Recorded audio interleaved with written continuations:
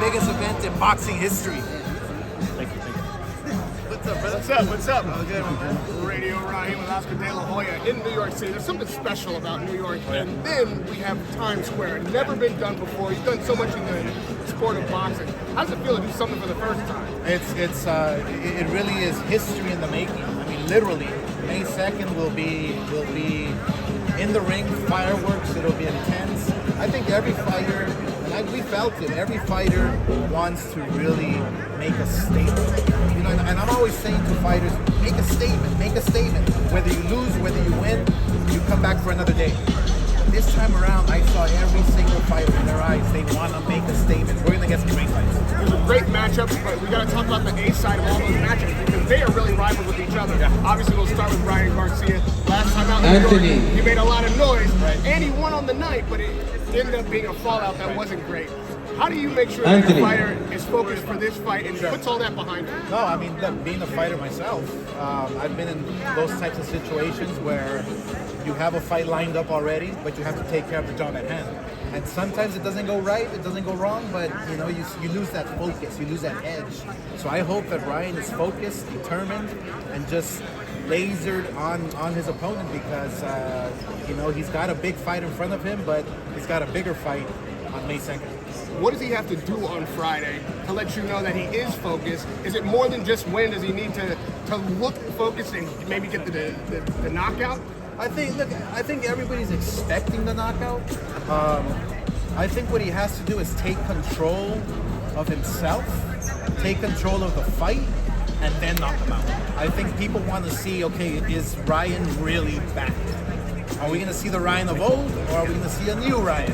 I want to see a new Ryan. Are we sure that we've seen the last of the Ryan of old outside the ring? I'm pretty sure. I think Ryan Garcia has his head on his shoulders, well put. I think his feet are planted on the ground. I think Ryan Garcia is ready to go. But you have Rollies who can knock out anybody with one punch, and those punches are coming from different angles. So it's going to be an intense fight while it lasts. And before I let you go, I got to look back on last Saturday night. I know you've got gays across the pond. I know you can see over there. Ben Eubank, what's your reaction to that fight? I was pleasantly surprised of how intense it was every single round. I was very happy for the sport, happy for both fighters. I think, and this is exactly what I've been talking about. When you fight hard, you don't lose. There's no loser. If you fight soft, then you lose. You take the L. But if you fight hard, both win. And we had both winners, and boxing won. We saw what the issue was with the weight with Ryan last time out. We saw that being an issue for Eubank this time. What do you think about this weight division jumping for Crawford and Canelo? Do you want to see this again? There's weight classes for a reason, and this is all, in my eyes, it's all bullshit. I mean, you have to follow the weight classes. You have to follow directions and orders, and you know that's why we have weight classes. For 1 pound makes a huge difference. I mean, this guy was almost fainting trying to make weight. There's weight classes for a reason, but who knows? If he was in his proper weight class and not having to shed so much, he probably would have knocked out his opponent. He probably would have knocked him out. So there's weight classes for a reason, and that's it. Oscar. I love it. Who wins it? I don't know because I love Usyk after what he did to Tyson, my boy that I love the most. But I think Dubois is a real fighter. He's a nice guy inside the ring. He takes care of business. But I think it's going to be a good fight. But there's something about Dubois. There's something about Dubois that I see. We'll see during fight night. Oscar, just a quick question. So Eddie said that he was concerned for a potential rematch with Eubank Jr. and Ben.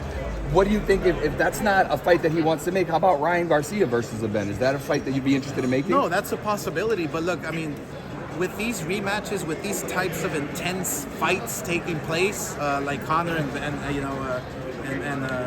Eubank, a rematch right away will probably end their career.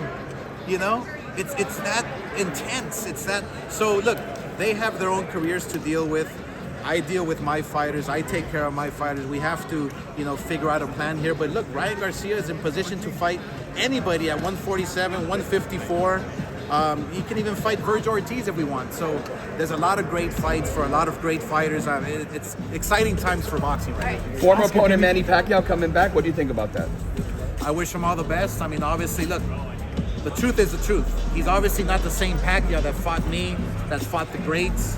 I wish him the best. Be careful up there.